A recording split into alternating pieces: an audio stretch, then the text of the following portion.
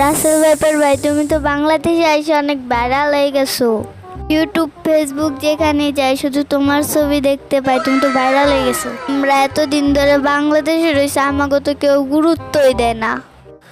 আর বলিস না, ভাইরাল হয়ে যা যন্ত্রণায় আছি, লোকজন তো আমাদের দেখলেই দাবড়ায় দইরা মারে।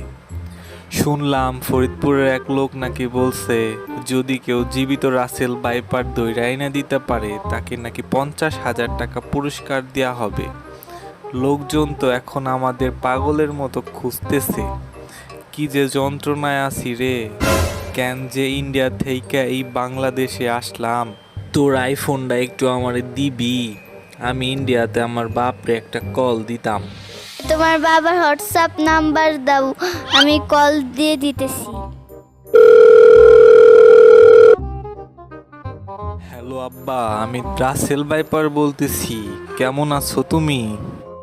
আলহামদুলিল্লাহ, ভালো আছি বাজান। তুই সেই যে ইন্ডিয়া বর্ডার ক্রস কইরা বাংলাদেশে গেলি, আর তো তোর কোনো খোঁজ খবরই পাইলাম না। আব্বা, আমার কাছে তো ফোন নাই। এই বাংলাদেশে এক সাপের কাছ থেকে ফোন নিয়ে তোমারে কল দিলাম। বাংলাদেশে আইসে আমরা তো অনেক বিপদের মধ্যে আছি আব্বা। কি বিপদ হইছে বাজান, আমারে বল কি হইছে। আব্বা, তুমি কি ফেসবুক ইউটিউব চালাও না? আমি তো বাংলাদেশে আইসা অনেক ভাইরাল হয়ে গেছি। বাংলাদেশের লোকজন আমার ছবি ফেসবুকে দিয়া দিছে। এখন তো বাংলাদেশের সব লোকজন আমাকে নিয়ে মাতামাতি করতেছে। বাংলাদেশে আমরা অনেক আতঙ্কের মধ্যে আছি। এখানকার মানুষ আমাদের খুঁজে পাইলেই দইরা মাইরা ফেলায়, তারপর ছবি তুইলা ফেসবুকে পোস্ট দিয়ে দেয়। সেই পোস্টে অনেক লাইক কমেন্ট শেয়ার হয়। আমি তো খুব আতঙ্কের মধ্যে আছি, তাই তোমার কল দেওয়ার সুযোগ পাই নাই। কে কোনখান থেকে আইসে আমারে দইরা মাইরা ফেলে, কারো সামনে পড়লেই আমার রেহাই নাই। আগে জানলে এই বাংলাদেশে আসতাম না।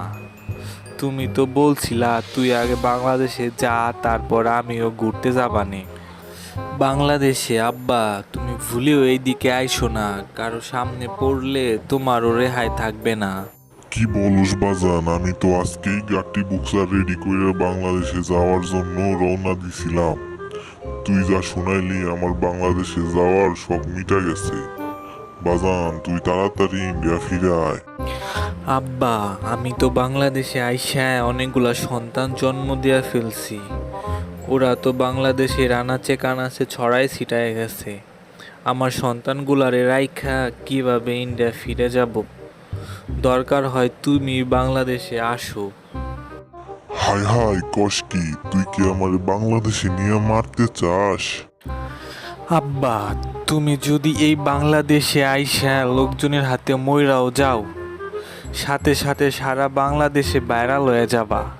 লোকজন তোমার ছবি তুইলা ফেসবুকে পোস্ট করবে। মনে করো ওরা তোমারে যতটা মূল্য দিবে, এমন মূল্য তুমি অন্য কোনো দেশে পাবা না। ইন্ডিয়াতে তুমি মইরা গেলে কেউ তোমার খোঁজও নিবে না। যেইখানে মইরা যাবা ওইখানেই তোমার দেহ পৌঁছে যাবে, কেউ দেখবেও না।